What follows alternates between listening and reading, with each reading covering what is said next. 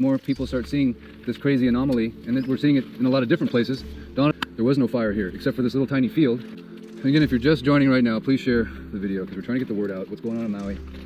Hey, aloha guys, Eric West here, HawaiiRealEstate.org, coming to you live from Lahaina Luna neighborhood, Maui, Hawaii. Citizens impromptu reporter, wasn't planning on doing this, but this is what we're doing. I'm thankful to have a Starlink from David Crawford, and we're here reporting on what I believe is potentially a smoking gun of sorts. We just don't know what it is, but I'm going to show you the scenario of this car and what's surrounding it and how temperatures could reach this level, creating this amount of melting of aluminum. I'm here with Donovan. He is, I believe, a hero of sorts. Aloha, Donovan. Because he was the one that brought it to my attention that we have these very strange occurrences. We just shot down on the highway. I don't know if it was actually live, but we have it all recorded, so we're going to post it. We're at another one of these locations. So this is well above the burn zone, essentially, in a neighborhood known as Lahaina Luna. I'm going to show you around real quick so you can see the scenario and then judge for yourself. And again, if you enjoy content like this, I encourage you to please like the channel, subscribe, and share the video so you can get the truth of what's going on here at Maui. So where I'm at right now, just to orientate you, you can see the lights for the football stadium right there at Lahaina Luna. So right below Lahaina Luna High School, in the neighborhood that did not burn. You can see all these houses are standing unburned. There's no burn here. Okay? So to me, this is like something out of a space movie, because you have this small field with some grass there. But then you have these two vehicles sitting in here that have melted aluminum. So Donovan, if you want to just take us through this car real quick and show us, I know you know a few things about cars, you can point out some things that require a very high temperature. By the way, we just talked to the neighbor who was talking to an investigator in Lahaina town yesterday, and he said the investigator told him the temperatures reached in excess of 3,000 degrees. So tell us what you got, Donovan. Well, we have about 300 degrees for aluminum, and this 300? 1,300. 1,300, okay, thank you. 1,300, well 1220, but if you round it up, because it was not only melted, it was liquefied to the point where it became a river of aluminum going down the dirt hill. So this is the aluminum rim, obviously. There's the tire, what's left of it, the steel threads or steel belts. And maybe combination gas tank if the gas tank's aluminum. Okay, okay. So you have liquefied aluminum running down the side of a grass fire. The caliper melted, unless they stole it, but it looks like the bolts are still there. So that, and then you get the steel belts of the tire, which is just a bunch of wire mesh laying there, and you have the windows that were melted, the back window. If you look at the big old, like almost like the glass is just melted. Yeah, it was dripping. This is almost what you would see if you put a car in an incinerator. But this is not surrounded by a bunch of structure fires or anything. Yeah, there's no fuel. So besides the gas that was in the tank, what's your theory on what could create temperatures at this level in the middle of the field? Anomaly. So this is the second anomaly. Yeah, that's why I stopped. I looked at it, I'm like, okay, house.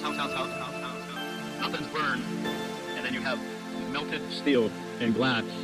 And then the only thing that is left is the thick steel frame, and then the steel sheet metal. So I don't know if you guys have figured this out yet, but the media has not been given access to Lahaina town.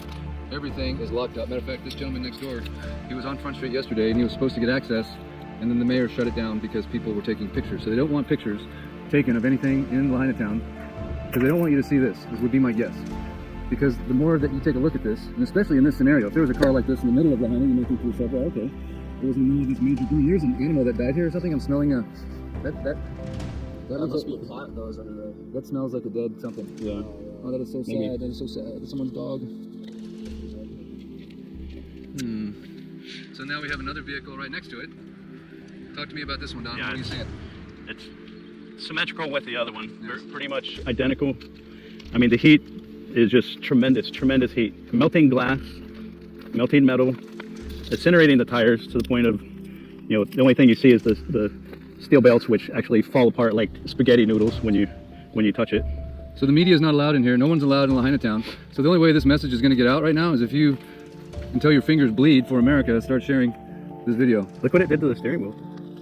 I mean, all it is the steering column. We the people is all we got left here. And the more we get the word out and the more people start seeing this crazy anomaly, and we're seeing it in a lot of different places.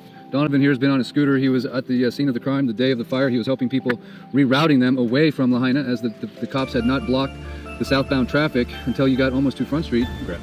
And notice the green grass here. Now, it's only been 2 weeks. I don't know if that's 2 weeks. 2 weeks of growth. Is that 2 weeks of growth? We have green grass. You think is that 2 weeks of growth? Okay, maybe it is. There's a lot of green grass here. I don't know. Yeah, someone tell me how fast does grass grow? Is that 2 weeks of growth? Someone dumped some trash in there, right? I wonder who did that. Kind of weird. Some nice people. Some nice people. And if you don't share the story, I don't know Someone's got to start putting this out to the people that can help. I've had people tell me, hey, you guys got to go do something. Really? We just got like a little 5G back and it doesn't even work. Every phone call we make drops. Right? Do you hear what's going on here? Are you hearing me loud and clear? They are creating a situation where it's impossible for us to communicate. Right now, I'm on a Starlink that's in the back of my truck over there. Thank you, David Crawford. So that's the reason I'm able to transmit this message, assuming you're getting it. If you're not, I have it recorded and I will post it after we go live. See if you can get down and let's see inside the motor. Does this hood come up? Oh, the motor's melted. The motor's gone. It looks like the block is melted. And what's the block made out of? Probably aluminum. Probably aluminum. If it melted, yeah. An iron block usually would hold out a little bit longer. I mean, is it possible that they're making these cars with different types of materials that just have a lower melting point? But even if they did, oh, look at it wouldn't make any sense because we're in a field with just a little bit of grass. The block is still there. It's turned sideways. The block is still there? there? But the aluminum valve cover is still melted to death. So can a grass fire... But how's it burn underneath the hood? That's the thing. Underneath the hood is protecting it from heat, right? Or oxygen. Oxygen. You can't get in there. Right. So you have no combustion. And again, if you're just tuning into this live, the edge of the fire went to that little grass. This was all just grass, no trees. You can see a couple trees right there. It just went to the edge of the sidewalk. I mean, not even to the sidewalk. It just went inside of this fence, and then it stopped right before it got to this guy's thing, this guy's house. And just to orientate you here, you can see the roadblock, the National Guard right there. That is where the fire burn area starts at the top. Not the top, but of Lahaina Luna. Sorry guys, I'm all over the map here. That, if you can see that blockade, that's actually where the burn zone is. So the fire was down there, okay? The fire was down there.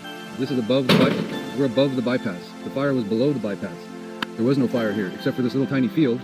Supposedly it only started a quarter mile away. So we're gonna go there next? We can and go take a look. Next we're gonna go to where we think the fire may have started.